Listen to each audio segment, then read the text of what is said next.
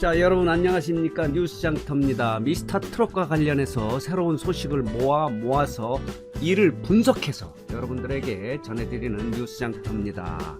자, 오늘 뉴스장터는 어제 방송된 9일 밤 10시에 방송된 사랑의 콜센터 15회분 트롯 별들의 전쟁 2라운드에 관해서 말씀을 드리겠는데요.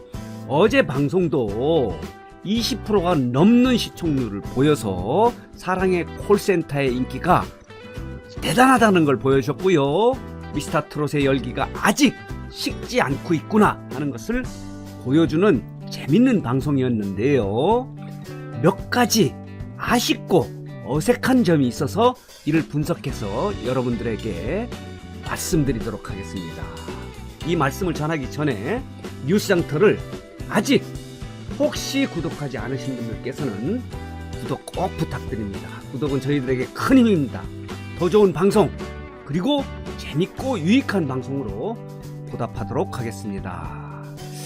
자, 어제 사랑의 콜센터 15회분 별들의 전쟁 2라운드 보셨습니까? 재밌었습니다. 그 증거는 이렇습니다. 자, 사랑의 콜센터 15회분의 시청률이 20.8%를 찍었습니다. 이 수치는 지상파, 비지상파 전체 예능, 일주일 전체 예능의 1위를 15주째 15번째인데요 15주째 유지, 고수하고 있다는 그런 높은 시청률인데요. 전주에 비해서 22%가 전주의 시청률이었는데요. 1.2%포인트 정도 낮춰지긴 했지만 20%가 넘었다는 것은 엄청나게 재미있었다, 이렇게 볼 수 있습니다. 여러분도 어제 재밌게 보셨습니까? 재밌었습니다. 그런데 어제 보면서 몇 가지 좀 아쉽고 어색한 점이 있어서 이것을 좀 분석해서 여러분들에게 말씀을 드려보도록 하겠습니다. 여러분도 같은 생각을 하고 계신지. 첫 번째는 먼저 말씀드리고 싶은 것은 1라운드에서는 탑7이 지지 않았습니까?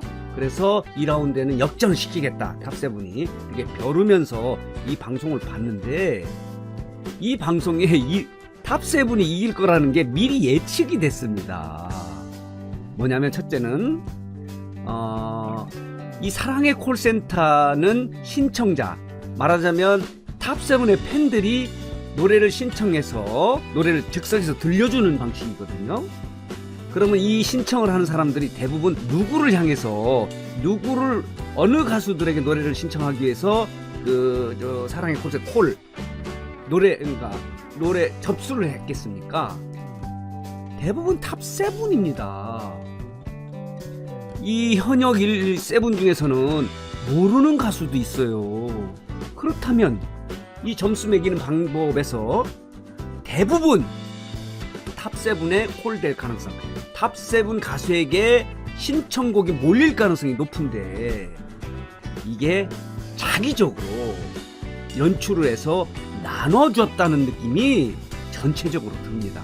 이게 아니라고 하면 말이 안 되는데요. 그래서 예능이 갖고 있는 리얼리티, 이것이 거의 떨어졌다, 리얼리티가 없다, 거의 연출을 한 거다. 자, 이쪽에 탑7에 한번 신청곡이 들어오고 현역이 들어오고 또 현역이 들어왔다가 또 이렇게 해서 이 말하자면 신청자를 골라서 한 거다. 말하자면 의외로 무작위로 해서 신청자를 선정하는 게 아니고 이 신청을 받을 때 이렇게 해달라 해서 했던 연출이 너무 많이 들어간 것 같아서 좀 아쉬웠습니다. 좀 흥미도 떨어졌고요. 특히 박구윤 현역 가수에게 신청곡을 부른 신청자는 박구윤의 이름을 잘 몰랐습니다. 여기에서 물론 나이가 좀 드셔서 발음을 못할 수도 있지만 자꾸 박구균 이렇게 얘기하지 않았습니까? 자기가 좋아하는 가수 팬이라면은 그 가수의 이름을 정확하게 못 부를 이유가 없지요. 이런 점에서 이게 예를 들어서 2라운드 복수전이다, 역전을 하겠다 이런 부분은 예측이 되죠. 뭐 당연히 탑세븐이 이기는 거죠.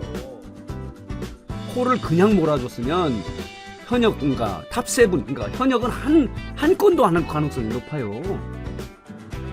이런 상황이 좀 아쉬웠던 부분이고요.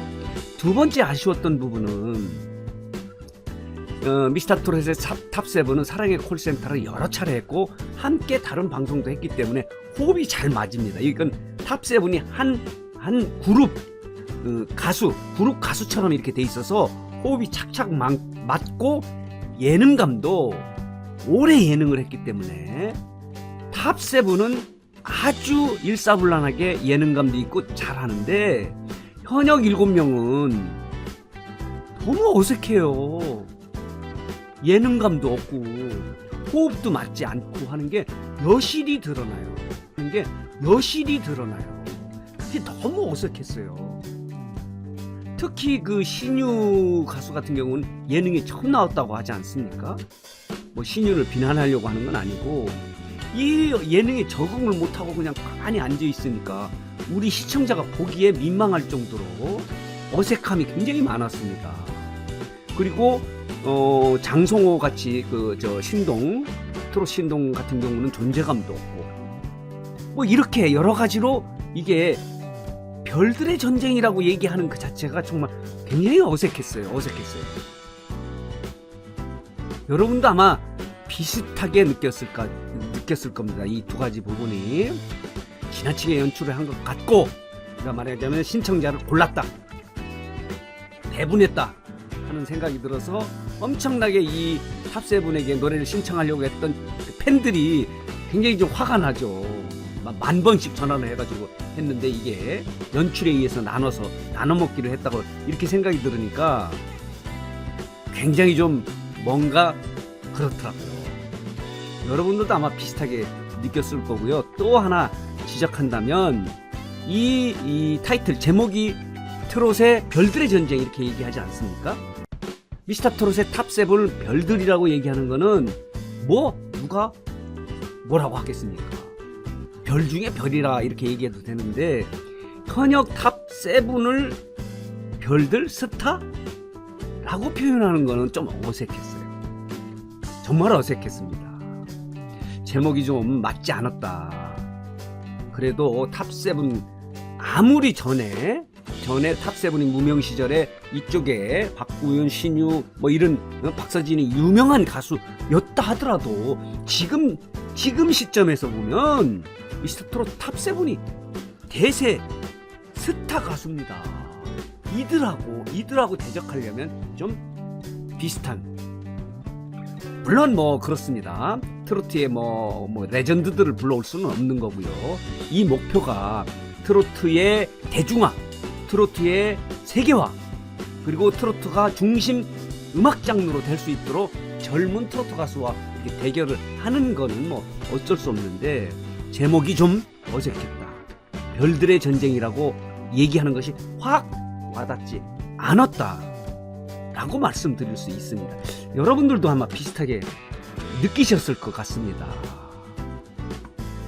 결론적으로 말하면 이렇게 아쉬운 점이 있었고 그래도 재미있었습니다. 특히 현역과 탑세븐이 함께 합동 무대 만든 그런 부분이 있지 않습니까? 네 명이나 3명 이렇게 했던 부분들은 정말 즐거움을 줬다. 그 무대가 굉장히 아름답고 그랬었다. 들을만한 무대였다. 이렇게 평가를 할 수 있습니다. 그렇기 때문에 이런 정도의 시청률이 나온 거죠. 보십시오. 이게 전주에 22%였는데 그 11회부터 13회까지는 19, 18 이렇게 됐습니다. 그런데 20.8%의 시청률을 올린 거는 미스터 트롯의 열기가 아직 살아있고 사랑의 콜센터의 인기가 아직이 아니죠. 계속 지속되고 있다. 이렇게 평가를 할 수 있는 거죠. 그래서 어제 사랑의 콜센터도 아주 재밌게 보긴 했지만 여러 가지 측면에서 어색하고 아쉬웠던 점이 있어서 이를 분석해서 여러분들에게 전해드렸는데 아마 뉴스장터 구독자 시청자 여러분들도 제가 말씀한 거에 대해서 동의할 겁니다. 좀 뭔가 어색했다, 좀 재미가 좀 덜했다. 그런데 저는 이렇게 말씀을 드리는 거는 사랑의 콜센터를 응원하고 사랑하기 때문에 그렇습니다. 다음, 그리고 사실 사랑의 콜센터나 뽕송학당의 그 제작진들의 연출력, 기획력 대단하지 않습니까? 지속적인 변화, 이런 걸 통해서 식상함, 말하자면 시청자들이 식상함을 덜어주고 흥미를 더해주고 있기 때문에 뭐 사랑의 콜센터, 뽕송학당 이게 지금 엄청나게 인기를 끌고 있는데, 그런 점에서 다음 방송 16회나 17회에서 더 좋은 방송을 할 수 있도록 하기 위해서 뭐 조언이라면 조언, 이렇게 말씀을 드리는 겁니다. 자, 오늘 뉴스장터가 어제 방송된 트롯 별들의 전쟁 2라운드 사랑의 콜센터 15회분을 분석해서 말씀드렸습니다. 자, 오늘 뉴스장터 영상은 여기서